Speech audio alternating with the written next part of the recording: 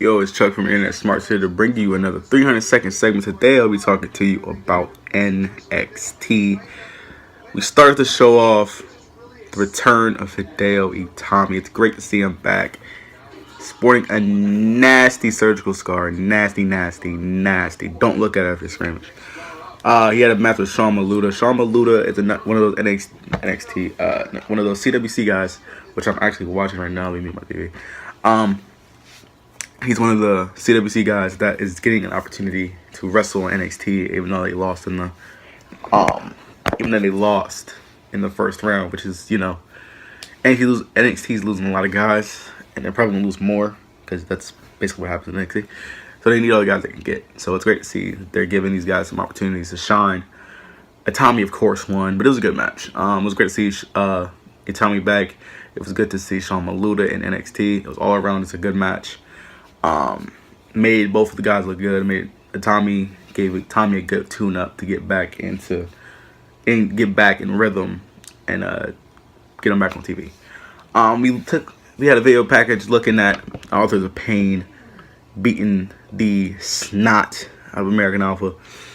Then we had a little promo with the Revival. They said they're the best tag team on the planet. The TM61 came up and said they're the best tag team on the planet. And then Gargano Ciampa said that they have a #1 ticket. So that means that they're the #1 contenders. Revival said they already promised TM61 a match. That leaves TM61 and the Revival. Later on that night, the main event. Then we have Mojo Rawley versus Chris Atkins. Samoa Joe came down to the ring literally almost as the match began and beat the shit out of both of them. Mojo mounted some offense against him. Like, Joe threw him out the ring, and then he came back in and hit him in the back of the head, and Joe choked him the fuck out on the stage. It was great. Joe said since Regal doesn't feel that he has to consult him for his choice of contenders, that he doesn't have to consult with him on who he wants to beat up. So I guess Joe's going to beat up everybody. That led to a backstage segment with Bayley, who he says he isn't the same person she was without her title, and she says he's going to get it back. Asuka comes in, says, if you think you're ready, come see. Short, simple, to the point. Roman Reigns. Take notes. Anyway, we got Asuka and Aaliyah. Asuka's usually a very respectful opponent. She doesn't really go too overboard. We're just like beating the hell out of people. But she went to that next level. Because Bayley was right there. Bayley was standing there watching the match. So I guess that means that she's gonna do all this extra stuff to Bayley, and she's not the same that she was or whatever. It was good to see Aaliyah not have that princess gimmick thing she tried for ages to get over. And if you see Breaking Ground, you've seen. And in the match, Aaliyah tapped out to the Asuka lock, and Asuka kept the hold in for about another 10 seconds or so. I'm just looking at Bayley. Bayley comes to the ring and breaks it up. They have a little stare down. That leads to them announcing there's going to be contract signing the next week. And yeah. So that should be interesting. Hopefully nobody gets a table flipped on. Then we had O'Day Lorcan.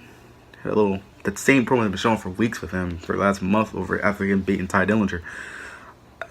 He said he needs to go back to his roots, whatever the hell that means. Then we had a vignette for Amber Moon. I guess she's debuting at TakeOver. There's no better time to debut, honestly. Then we had Bobby Roode. Wait for this forever. This theme song he has is fan-fucking-tastic. Fan-fucking-tastic. It's that good. Love it.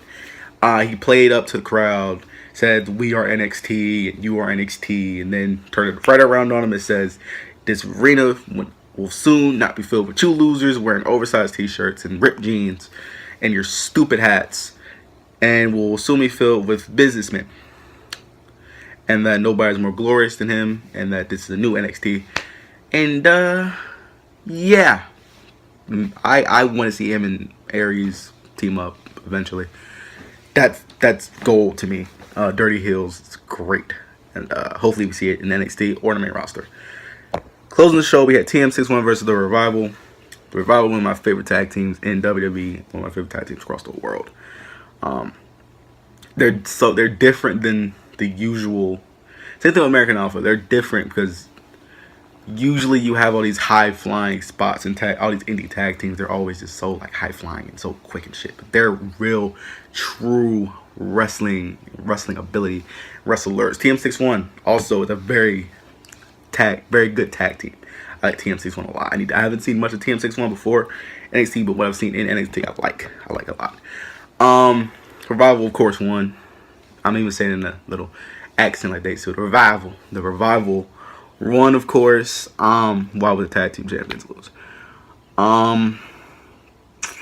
That they cut a little promo saying they beat this team and this team and this team and this team and this team and this team and this team and this team and this team and this team and this team.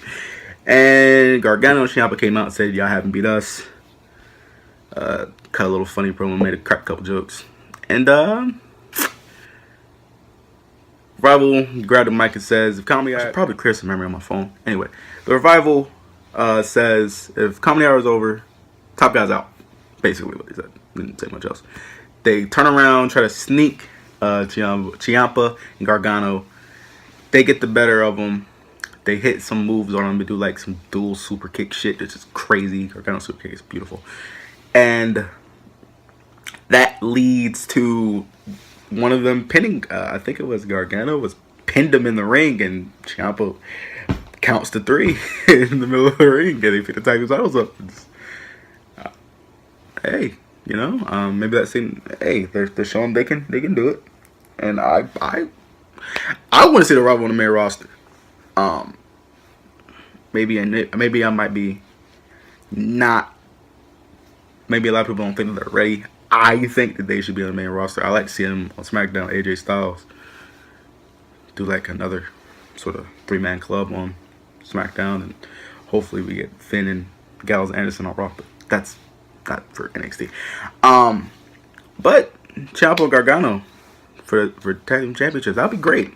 They're a very good tag team, and they had a very great match in CWC, which I will review soon. Perfect segue, actually. Thank you guys for watching this video. Like, comment, subscribe. I will see you guys next time with my CWC review, which we put out on Friday. Thank you guys very much for the support. Please subscribe to the channel. We got all types of stuff. We got SmackDown reviews, Raw reviews, pay-per-view reviews, pay-per-view predictions, all types of shit. So please subscribe to the channel. Thank you.